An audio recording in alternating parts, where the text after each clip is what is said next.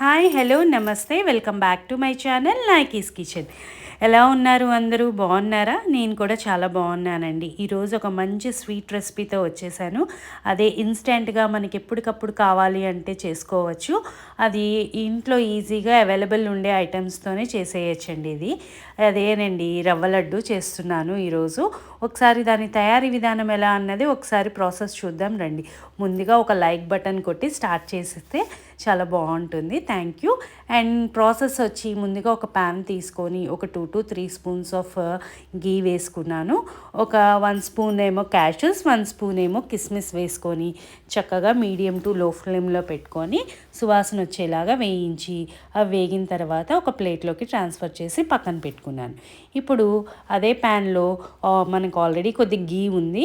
నేను 1 glass of Bombay రవ్వ తీసుకున్నాను. అదే సూజీ రవ్వ తీసుకొని మనకు లో ఫ్లేమ్లో పెట్టుకొని స్లోగా వేయించుకోవాలండి. ఈ బొంబాయి రవ్వ మంచి పచ్చివాసన పోయి మంచి సువాసన వస్తుంది. ఆ సువాసన వచ్చేదాకా మనం వేయించుకోవాలి.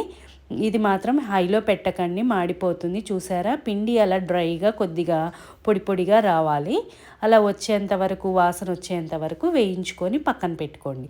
తర్వాత ఆ ప్యాన్లోనే ఇంకొద్దిగా గీ వేసుకొని చక్కగా ఒక కొబ్బరికాయ ఉంటుంది కదా, కొబ్బరి పగలగొట్టుకొని చక్కగా కొబ్బరి తురుముకొని నేను ఒక 1 కప్ కొబ్బరి తీసుకొని స్లో ఫ్లేమ్లో వేయించుకుంటున్నాను. అన్నీ లో ఫ్లేమ్లోనే చేసుకోండి. కాకపోతే కొద్దిగా మీడియం టు లో మీరు చూసుకొని అడ్జస్ట్ చేసుకుంటూ దగ్గరుండి మాత్రం వేయించుకోండి, మాడనివ్వకండి. నేను 1 గ్లాస్ బొంబాయి రవ్వ తీసుకున్నాను. ఇప్పుడు షుగర్ వచ్చి 1.5 గ్లాస్ తీసుకుంటున్నాను. మీరు కొద్దిగా స్వీట్ ఎక్కువ కావాలి అంటే ఇంకొద్దిగా యాడ్ చేసుకోవచ్చు. 2 కప్స్ తీసుకోండి. నాకు 1.5 కప్పు మేము తినేంత వరకు సరిపోతుంది.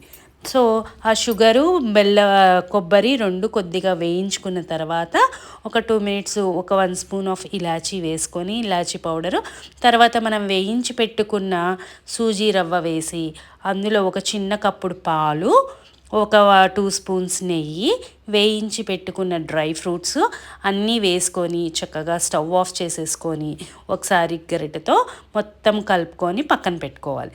పక్కన పెట్టుకొని ఒక ప్లేటు, కొద్దిగా ఒక చిన్న గిన్నెలో వాటర్ తీసుకున్నాను. తీసుకొని చేయి తడి చేసుకొని చక్కగా ఉండలు చేసుకుంటున్నాను. మరీ చల్లారేదాకా ఉండకండి. కొద్దిగా వేడిగా, అంటే మరీ వేడి కాదు, మరీ చల్లగా కాకుండా మీడియంగా ఉన్నప్పుడే ఉండకట్టేసుకోండి. లేదు అంటే అవి ఉండకట్టడానికి రాదనమాట. చూసారా, అలా చక్కగా ఉండలు కట్టేసుకొని లడ్డు తయారు చేసేసుకున్నాను. ఇప్పుడు చక్కగా ఒక ప్లేట్లోకి ఈ రవ్వ లడ్డూలన్నీ సర్వ్ చేసేసుకొని ఒకసారి టేస్ట్ చేసేద్దామా? వావ్, చాలా బాగుంది. మీరు కూడా నేను చేసిన విధంగా ట్రై చేసి ఎలా వచ్చింది అన్నది నాకు కామెంట్ రూపంలో చేయండి.